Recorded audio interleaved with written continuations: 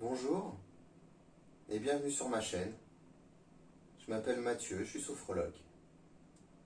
Aujourd'hui, j'avais envie de vous faire partager quelque chose qui m'a fait énormément rire, qui m'a poursuivi et qui des fois m'a un petit peu énervé. Qu'est-ce qu'un sophrologue? Alors ça a été une grande question. La sophrologie, ça va faire à peu près 20 ans que je la pratique. Ça fait 20 ans que j'ai découvert ce métier. Alors cette pratique et ce métier, si vous voulez, à travers ces exercices.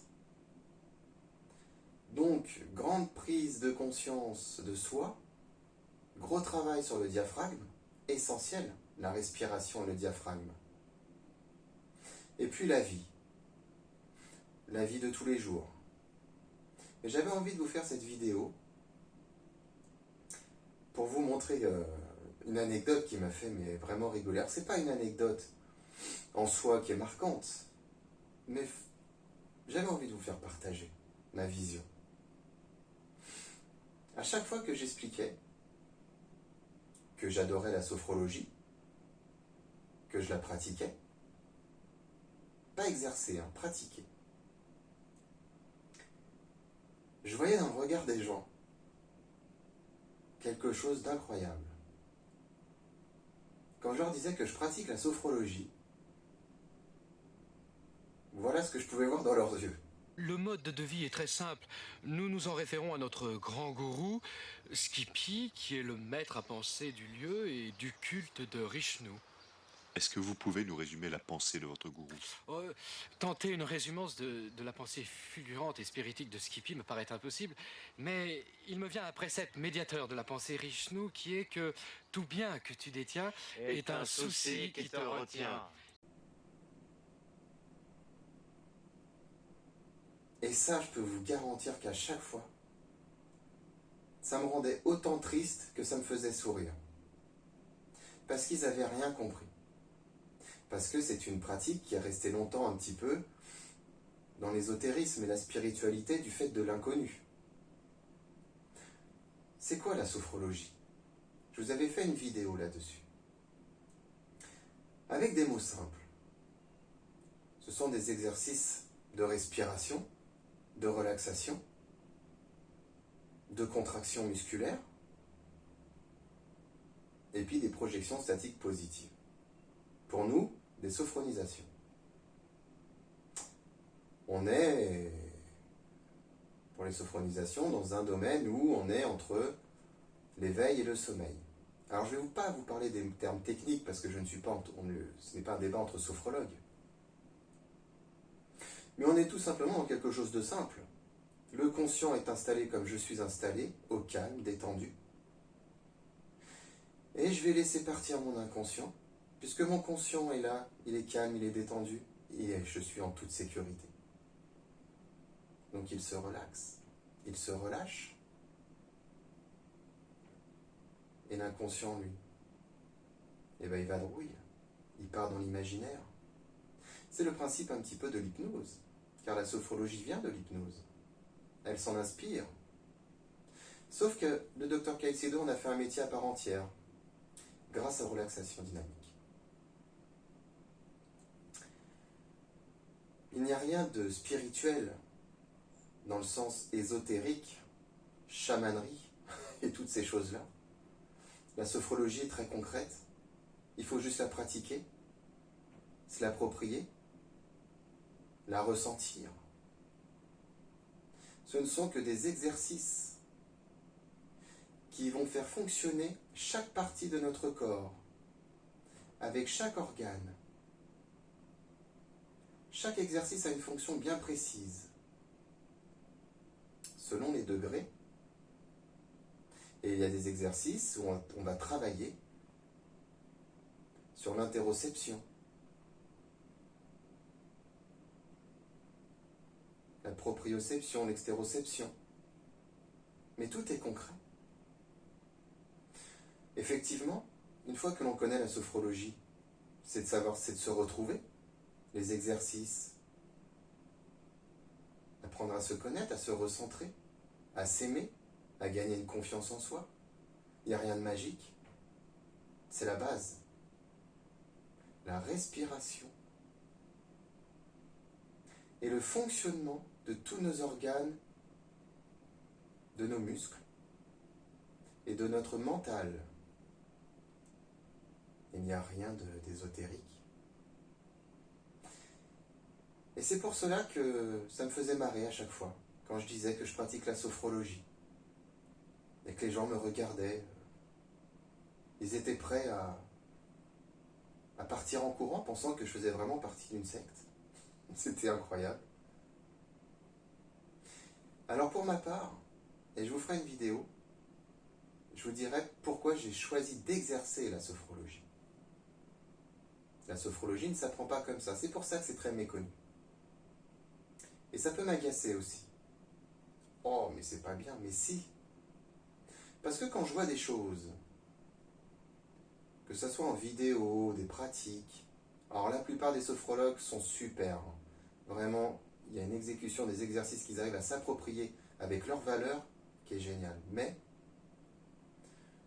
je ne peux pas voir des exercices ou comment est-ce que l'on mène des travaux et de ne pas y croire. Quand je vois des gens qui exécutent sans y croire, je trouve ça dommage.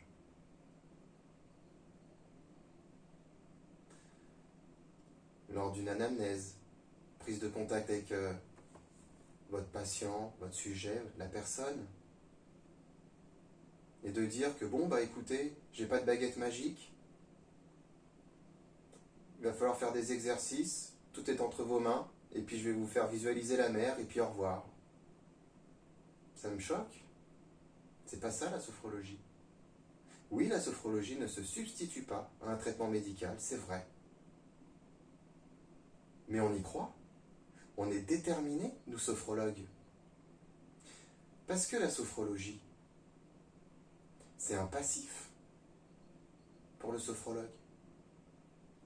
Il ne faut pas penser ou croire que l'on part dans la sophrologie et tout simplement on va devenir sophrologue et promettre du bonheur. On est des marchands de bonheur. C'est vrai. Mais il va falloir faire un travail sur soi. Ce travail a déjà dû être débuté depuis votre petite enfance jusqu'au moment où vous voulez devenir sophrologue. Pour comprendre les émotions, la tristesse, les déceptions, la maladie, hélas, les accidents. Il faut avoir une compréhension de tout ça pour pouvoir se synchroniser avec la personne en face de vous et la comprendre. C'est pas rien. Le sophrologue a un vrai vécu. Il vit l'instant présent dans ce monde. Il comprend les gens. Après, vous pouvez être amené à étudier la PNL, le FT, la kinésiothérapie, l'hypnose. L'hypnose médicale, je parle. Pas de spectacle. Mais la sophrologie est un vrai métier. Quand vous êtes avec une personne, et là je parle en tant que sophrologue, on fait une anamnèse en séance 0. Mais pour les séances 1, 2, 3, on fait une mini-anamnèse. On écoute la personne. On se synchronise avec la personne.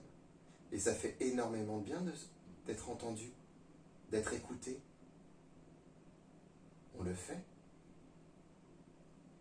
On pratique les exercices avec la personne. On fait des sophronisations selon le protocole établi avec la personne. On est déterminé.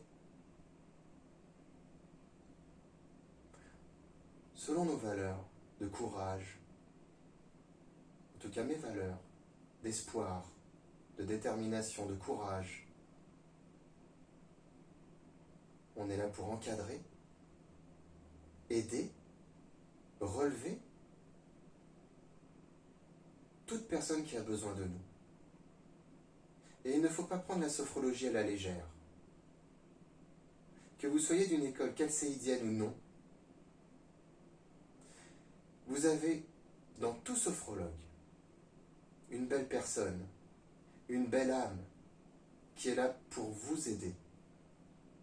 Et ce n'est pas un fait de dire « j'ai un échec ». Quel vilain mot. Non.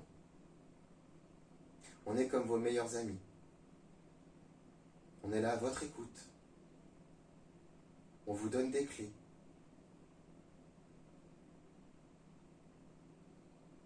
La sophrologie, ce n'est pas que de dire « je vais exercer ce métier pour une reconversion ».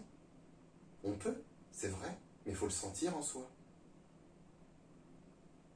Il faut aimer ce métier. Quand j'entends qu'on dénigre la sophrologie, ces bienfaits, qui sont apparemment peut-être un petit peu fluets, bon, on peut remettre en cause tout métier. On peut remettre en cause la psychologie.